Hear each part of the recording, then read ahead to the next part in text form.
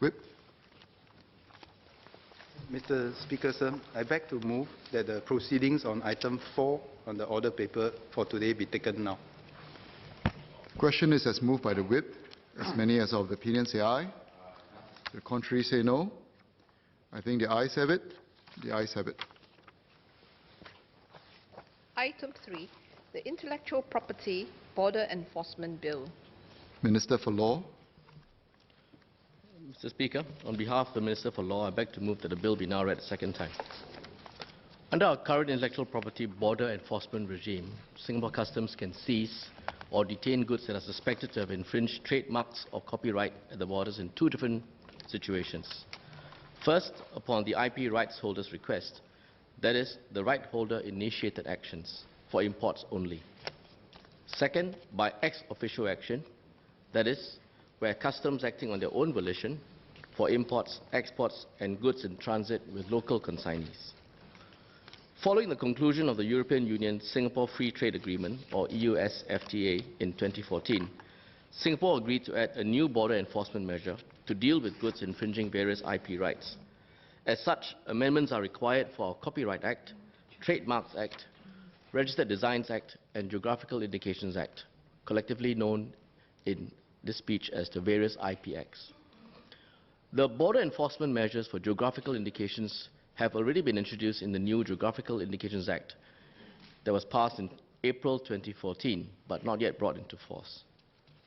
This bill now seeks to amend the Copyright Act, Trademarks Act, and the Registered Designs Act to implement our EU-SFTA obligations as follows. Firstly, to enhance existing border enforcement measures in the Copyright Act and the Trademarks Act. And second, to establish a new border enforcement regime in the Registered Designs Act. Next, the bill will provide new powers for customs to obtain and provide information relating to the goods they seize or detain to facilitate the taking of infringement action. In addition, this bill will standardize and clarify the terms and provisions relating to border enforcement across the various IP Acts. I will now take the House through the main features of this bill. First, the bill will implement our EU-SFTA obligations to enhance existing border enforcement measures in the Copyright and the Trademarks Act and establish a border enforcement regime in the Registered Designs Act. Currently, a right holder initiated action under the Copyright Act and Trademarks Act are limited to only suspected infringing goods which are to be imported into Singapore. No such equivalent power is found in the Registered Designs Act currently. The amendments in the bill will now allow customs to seize, on the right holder's request, goods which are suspected of infringing copyright or trademarks that are to be exported, and two, goods suspected of infringing registered designs that are imported or are to be exported. These measures are set out in Part 1, Divisions 2, Part 3, and Part 4, Division 2 of the bill. An owner of a valid copyright or registered trademark in Singapore, or a licensee with the power to give a notice of seizure, will be able to avail themselves of these new measures. The same applies to an owner of an exclusive licensee or a registered design. Similar safeguards under the existing border enforcement regime will also apply to ensure that these new measures are not abused. For example, rights holders must provide a security deposit if they would like customs to seize certain suspected infringing goods. Also, a person aggrieved by the seizure can apply to court for compensation if the rights holder fails to take infringement action after filing a request for seizure. The second set of new features are powers for customs to detain and provide rights holders with information relating to the infringing goods seized or detained by customs.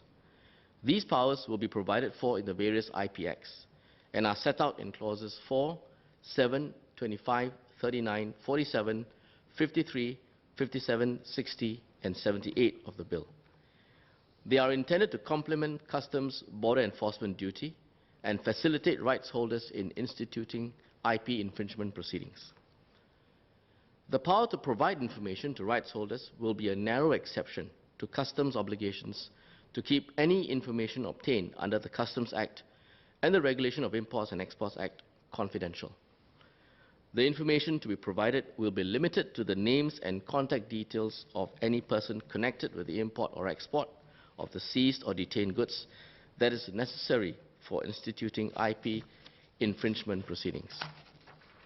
In order to guard against rights holders abusing this power to fish for information, the information sought will only be provided after Customs have seized the infringing goods and the IP rights holders have provided Customs with a security deposit and supporting documents evidencing their IP rights. The third feature of the bill involves standardizing and clarifying the terms and provisions to border enforcement across the various IP Acts. For example, clauses 25, 47, and 78 of the bill will clarify the process for ex officio seizures in the Copyright Act, the Geographical Indications Act, and the Trademarks Act. These changes will streamline Customs border enforcement operations and procedures. The changes sought under this bill, together with the enhanced border enforcement measures under the GI Act, passed already in 2014 April, will be implemented in 3 stages to meet Customs operational needs, provide businesses with sufficient time to adapt, and also correspond with our obligations under the US FTA, which is in the process of being ratified. Sufficient notice will be provided before the commencement of the relevant provisions. In conclusion, Mr. Speaker, these amendments will ensure Singapore's obligations under the US FTA are implemented and also cement and enhance Singapore's reputation as a jurisdiction which respects IP rights. Mr. Speaker, I beg to move.